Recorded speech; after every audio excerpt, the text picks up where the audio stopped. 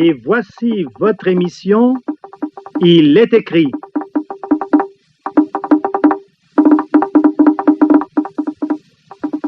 Une analyse des tendances, des faits, des événements de notre époque à la lumière des Saintes Écritures.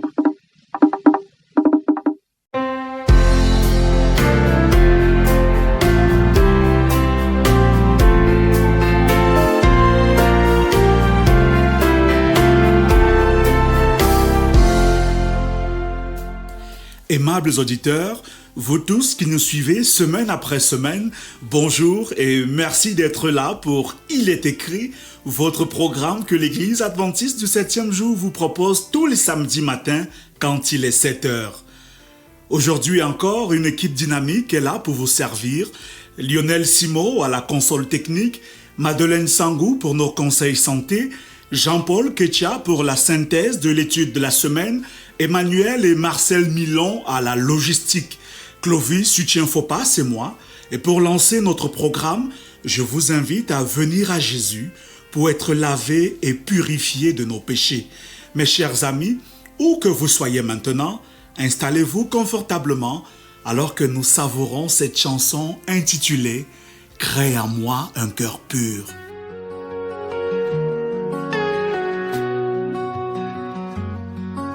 Seigneur Jésus, mon cœur te supplie. Je viens à toi, sans masque, sans bruit. Tu veux ta vérité dans mon intérieur. Fais pénétrer ta sagesse en mon cœur. Purifie-moi, lave-moi par ta parole. Comme un ruisseau qui coule et console. Crée en moi un cœur pur en mon roi. Et renouvelle un esprit droit en moi.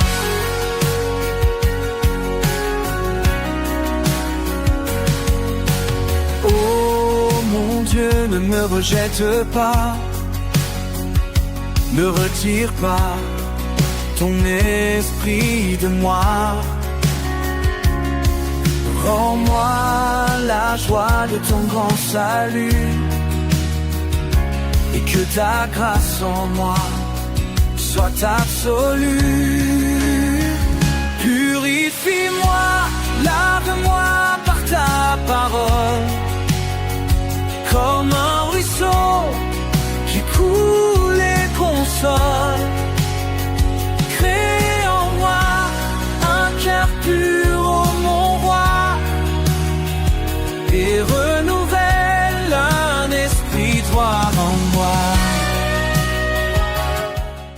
Dans la suite de notre programme, nous parlerons à nouveau de la tempérance. Selon un auteur moderne, la tempérance est un arbre qui a pour racine le contentement de peu et pour fruit le calme et la paix.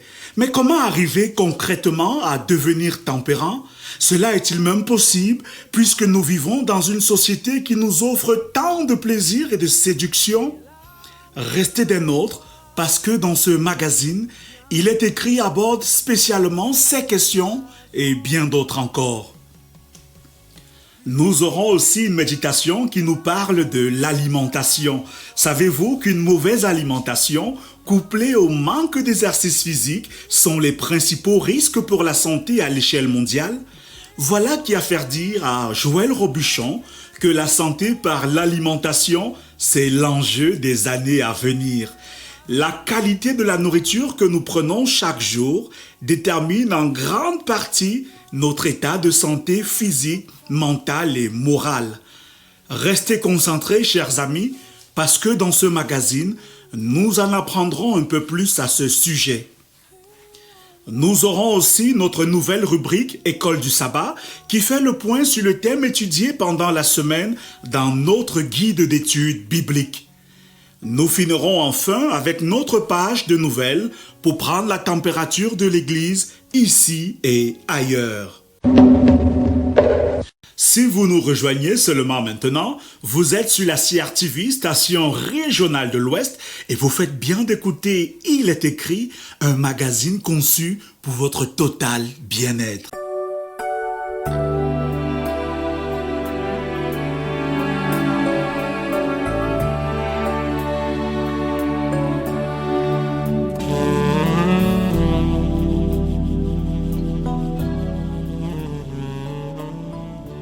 Mes chers amis, elle est bien là dans ce studio et toute souriante. Elle, c'est bien notre amie Madeleine Sango. Bonjour ma chère Madeleine. Bonjour mon cher Clovis et bonjour aussi à tous ceux qui nous écoutent ce matin. Aujourd'hui, vous voulez nous montrer comment arriver à pratiquer la tempérance chaque jour. C'est bien cela. Effectivement Clovis, si nous voulons mieux vivre, il nous faut absolument contrôler nos désirs et cela s'apprend. Au fur et à mesure que le temps passe, les plaisirs et les tentations augmentent.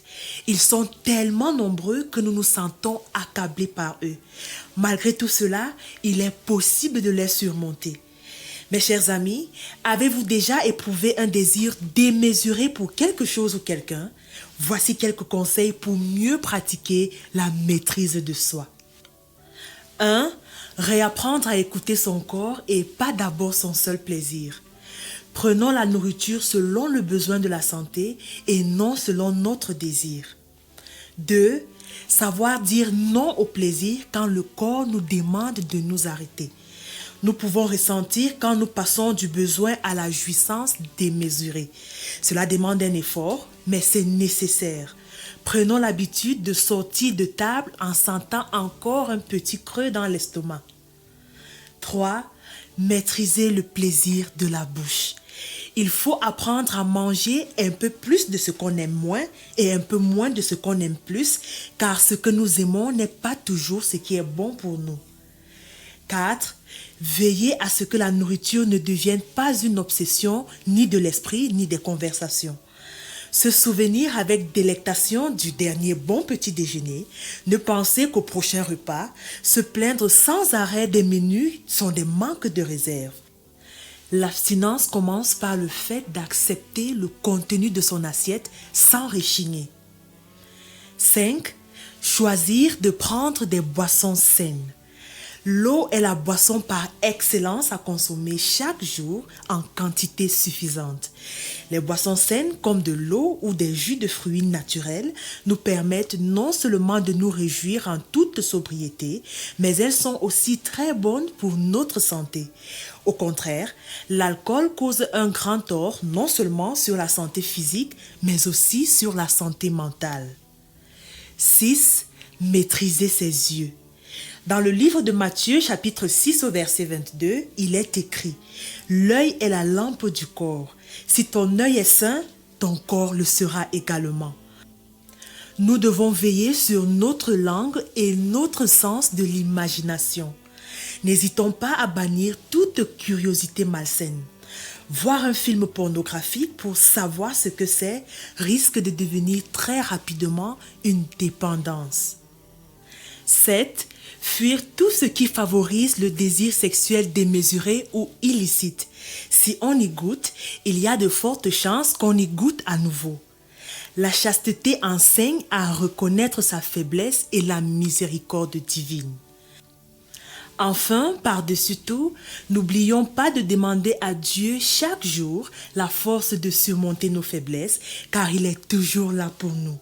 Il est écrit dans le livre de Romains, chapitre 8, verset 26, « De même, l'Esprit nous aide dans nos faiblesses, car nous ne savons pas ce qu'il nous convient de demander dans nos prières, mais l'Esprit lui-même intercède par des soupirs inexprimables. » Voilà, mes chers amis, nous venons de voir que nous pouvons arriver à pratiquer la tempérance ou la maîtrise de soi. Rappelons enfin que ce n'est qu'avec l'aide du Saint-Esprit que nous pouvons parvenir à cet idéal que le Seigneur nous a fixé. C'est pourquoi il nous faut chaque jour demander à Dieu de nous soutenir sur le chemin de la tempérance. N'a-t-il pas déclaré dans le livre de Philippiens chapitre 4 verset 13 « Je puis tout par celui qui me fortifie » C'est tout pour ce matin, mon cher Clovis, mais prenons déjà rendez-vous samedi prochain puisque nous aborderons un autre sujet tout aussi important. Bon sabbat, mes chers amis.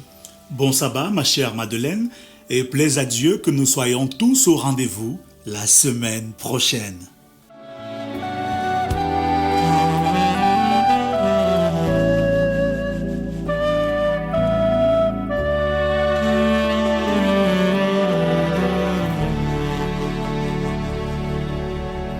Un esprit brisé, tu méprises pas. Un cœur entier, tu le prends dans tes bras. Je t'offre ma vie, mes larmes, ma foi. Viens restaurer ton image en moi. Purifie-moi, lave-moi par ta parole. Madame, Monsieur, ce matin, il est écrit nous livre une des clés dont nous avons besoin pour mieux vivre et être en bonne santé. Restons concentrés pour la suite.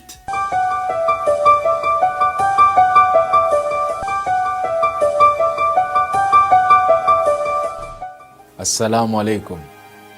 Un jour, une sœur m'a apporté un cadeau, je ne l'oublierai pas. C'est un livre au titre « Oser, la cuisine du diable ». Je me suis d'abord intéressé à connaître l'auteur d'un tel livre et je découvre que Günther Schwab était un Autrichien né en 1904 et mort le 12 avril 2006 à l'âge de 102 ans.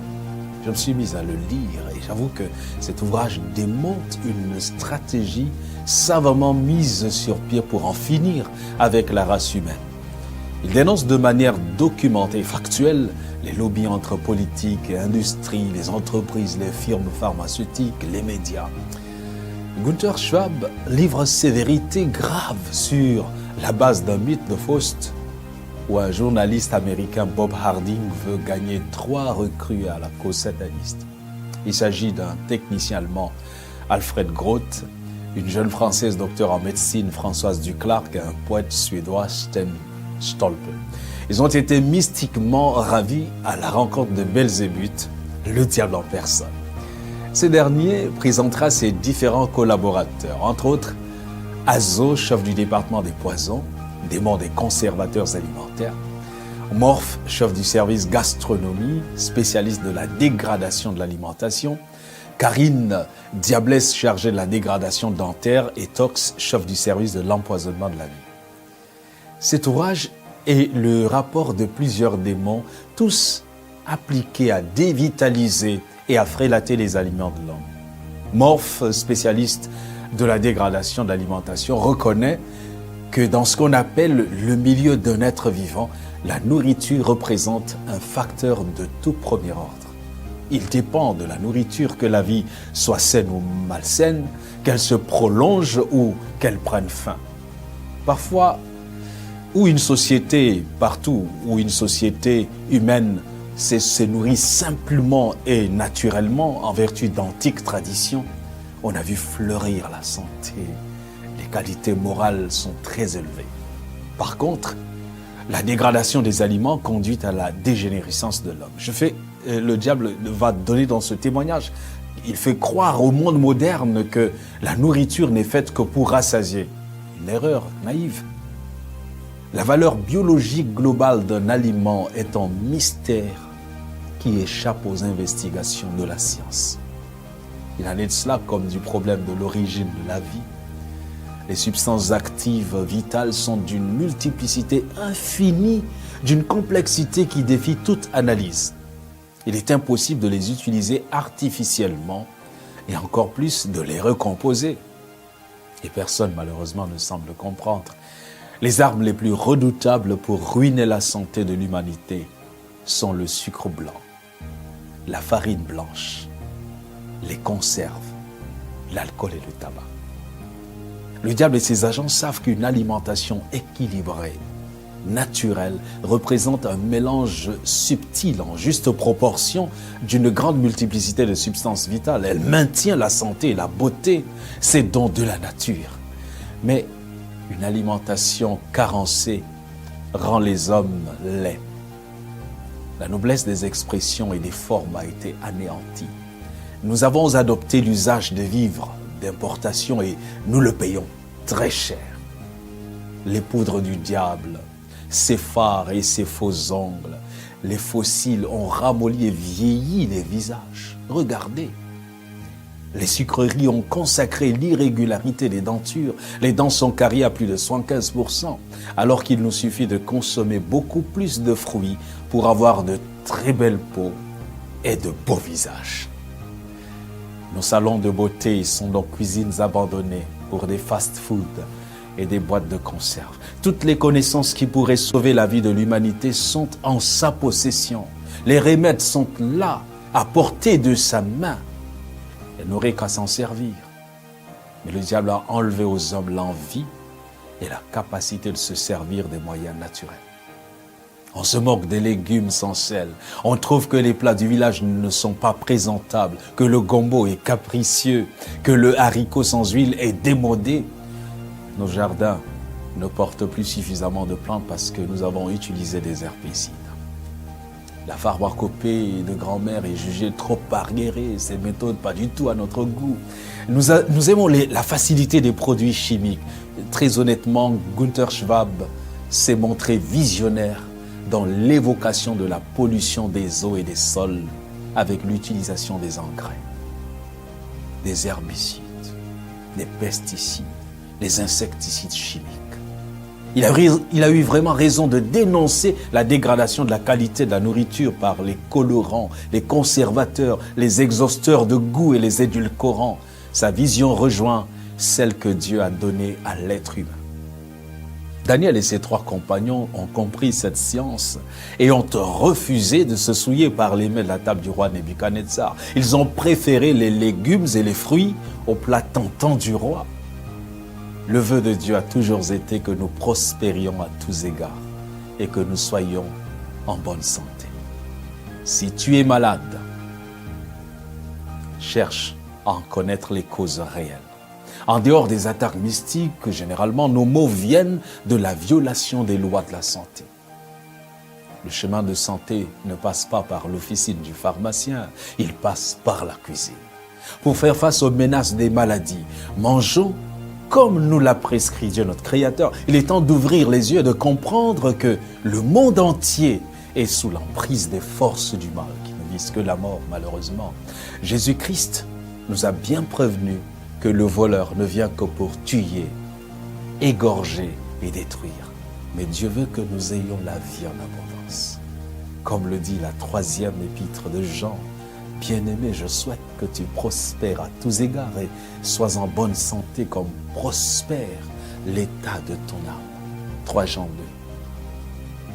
2. Lisons Lévitique 11, ainsi que Deutéronome 14. Ils contiennent des lois sanitaires pour notre bien. Jésus-Christ n'est pas mort sur la croix du calvaire pour changer notre régime alimentaire comme quelques-uns l'enseignent, mais il est mort pour nous sauver du péché et de ses conséquences. Il nous faut plus que jamais retrouver nos forces physiques en glorifiant Dieu par notre alimentation. Sa promesse dans Jérémie 33, verset 6 reste certaine. « Voici, je lui donnerai la guérison et la santé. Je les guérirai et je leur ouvrirai une source abondante de paix et de fidélité. » Il faut choisir de changer de mode de vie. Que Dieu te bénisse. Ton peuple sera mon chemin, même si tout semble perdu. Je laisse derrière mon matin pour suivre l'appel de l'inconnu. Où tu iras, j'irai. Ton Dieu sera le mien. Même dans le... C'était la clé pour mieux vivre et être en bonne santé, une réflexion de l'ancien d'église Abraham Bakari.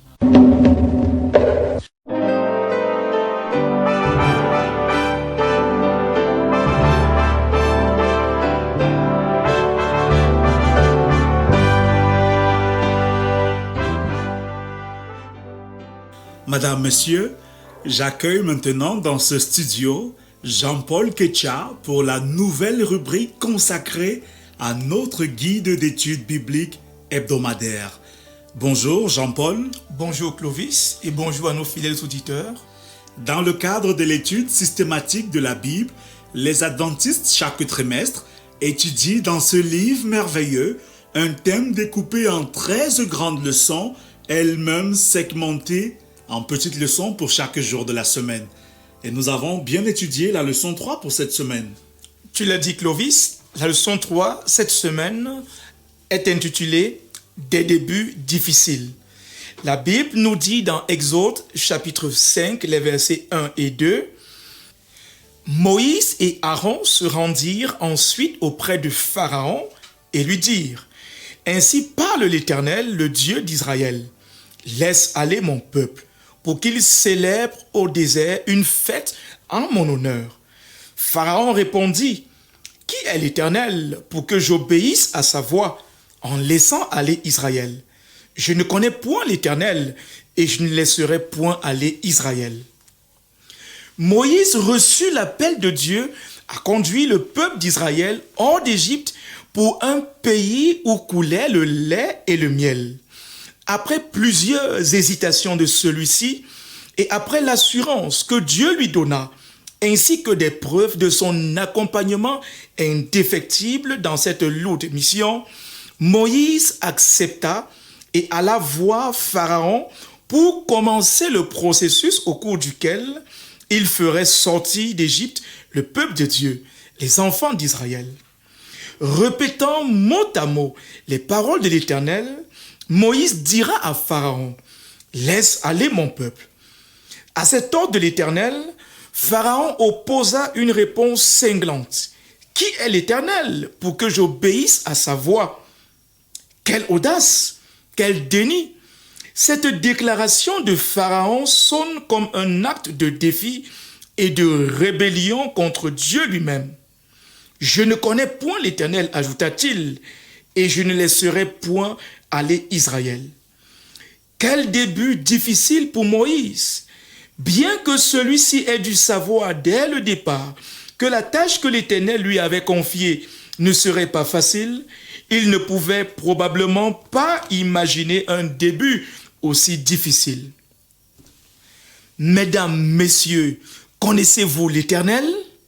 La réponse à cette question est fondamentale, car, comme le dit Jésus lui-même, « Or, la vie éternelle, c'est qu'ils te connaissent, toi, le seul vrai Dieu, et celui que tu as envoyé, Jésus-Christ. » Jean 17, le verset 3.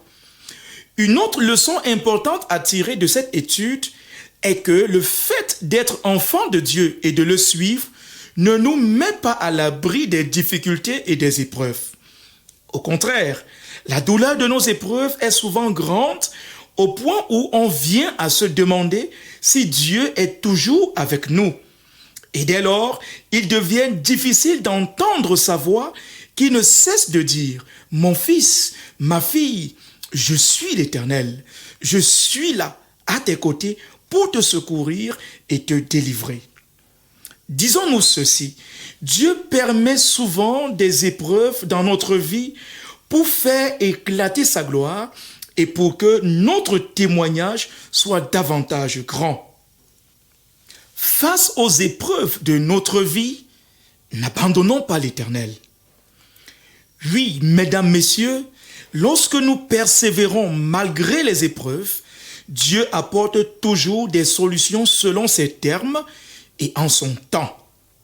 Faisons-lui simplement confiance. Et comme Moïse, en tant que leader appelé par Dieu à le servir, coopérons avec Dieu. N'hésitons pas à lui dire quelles sont nos difficultés. Présentons-lui nos limites, car c'est alors qu'il pourvoira à tout pour nous aider à réussir dans notre mission. Que Dieu nous bénisse, bonne étude et à samedi prochain. Dieu vous bénisse aussi, Jean-Paul.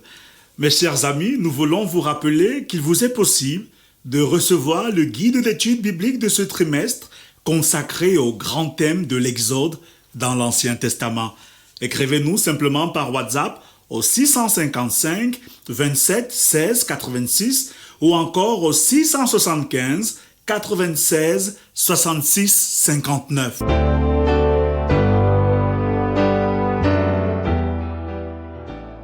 Chers amis, voici à présent nos nouvelles.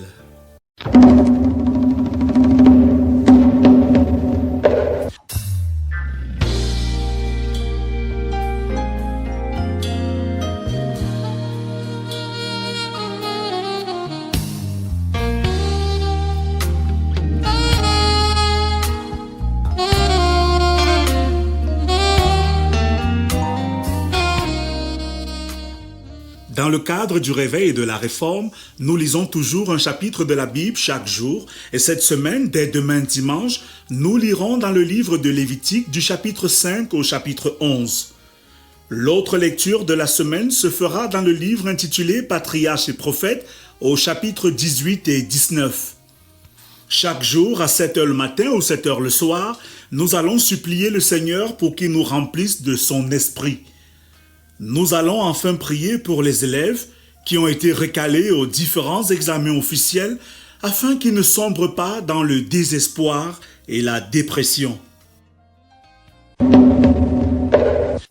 Allons maintenant dans la Fédération des Adventistes de l'Ouest Cameroun pour signaler que depuis le 13 juillet dernier, il se tient du côté de Limbé, précisément au complexe Njalakwan Sports Academy, une école biblique de vacances réunissant 115 enfants et adolescents jeunes venus des régions de l'Ouest, du Nord-Ouest, du Sud-Ouest et du littoral sous le thème général « Héros de la foi ». Sur les grands objectifs de cette école biblique de vacances, je vous propose d'écouter la sœur Yvonne Guégou, responsable des ministères des enfants dans la Fédération de l'Ouest. École biblique de vacances édition 2025 se tient dans la ville de Limbé à la Njalakwan Sport Academy avec pour thème les héros de la foi. Cette EBV avec pour objectif entre autres d'entretenir les enfants sur le plan spirituel, sur le plan éducatif et sur le plan artistique. Sur le plan spirituel, nous avons eu à étudier les héros de la foi qui ont impacté leurs contemporains par leur style de vie et leur caractère, incitant ainsi les enfants à pouvoir également copier de ces héros pour pouvoir à leur tour être des héros des temps modernes. Sur le plan éducatif, avec pour les plus grands des ateliers divers sur l'hygiène menstruelle, l'impact des réseaux sociaux, quand nous constatons que de nos jours, les réseaux sociaux ont un impact significatif sur la vie de nos enfants, également sur la nôtre. Et sur le plan artistique, nous avons eu des ateliers de fabrication des sacs de sport, des ateliers sur la pâtisserie, sur le dessin, également sur la peinture sur papier.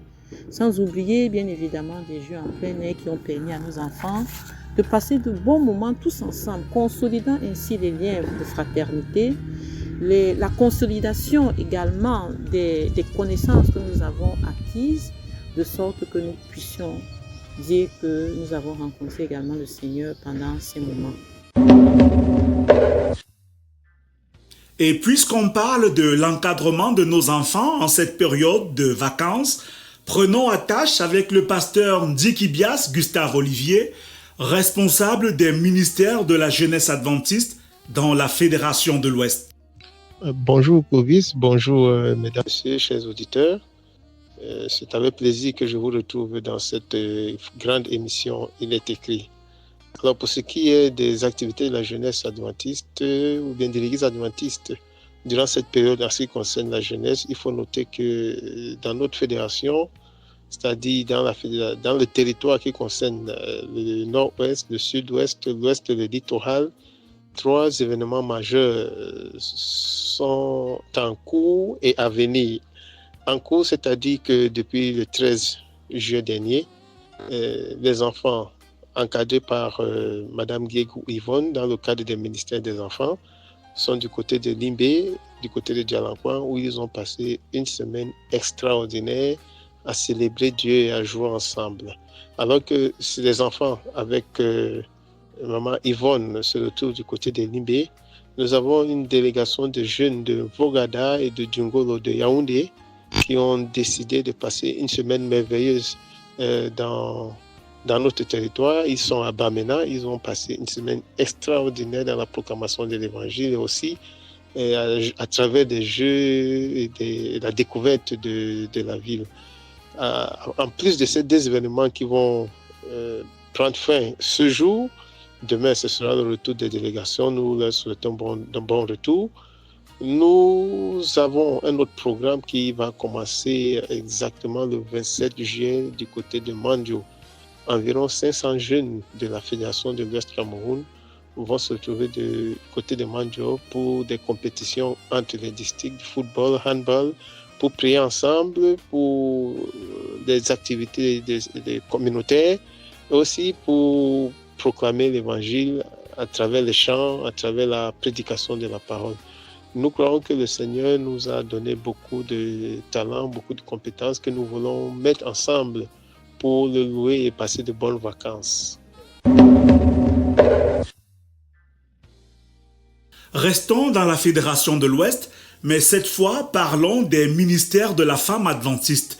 En effet, plusieurs centaines de femmes venues du Mungo, du Nkam et de Douala se sont réunies les 11 et 12 juillet dernier à Douala, précisément dans la chapelle de la communauté adventiste de PK22, ceci dans le cadre de leur conjointe, un moment pendant lequel les femmes pour Christ se retrouvent pour vaquer à la prière, louer le Seigneur, s'édifier mutuellement par des témoignages inspirants et surtout par les enseignements transmis par les pasteurs et autres personnes ressources.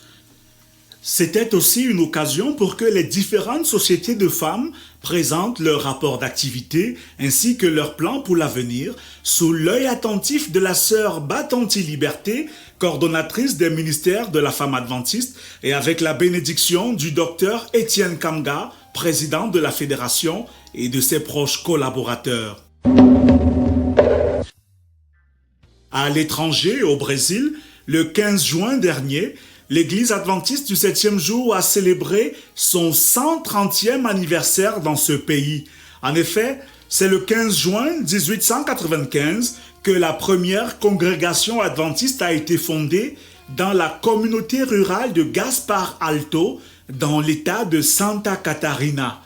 Aujourd'hui, le Brésil, pays situé en Amérique du Sud, compte 1,7 million d'adventistes.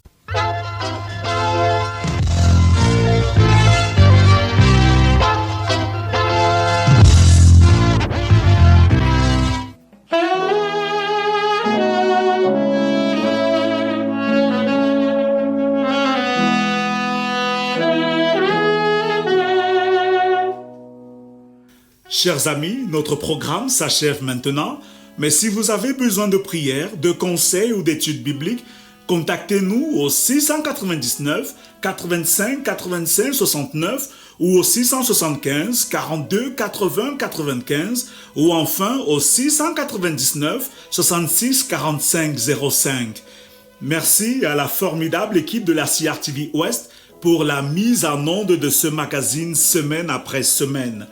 Je suis Clovis Utienfopa et ce sera avec un plaisir renouvelé que je vous retrouverai samedi prochain quand il sera 7h. Mais d'ici là, n'oublions pas qu'il est écrit « Je vous laisse la paix, je vous donne ma paix, je ne vous donne pas comme le monde donne. Que votre cœur ne se trouble point et ne s'alarme point. » Dieu vous bénisse. Je louerai l'Éternel de tout mon cœur. Je raconterai toutes ses merveilles. Je chanterai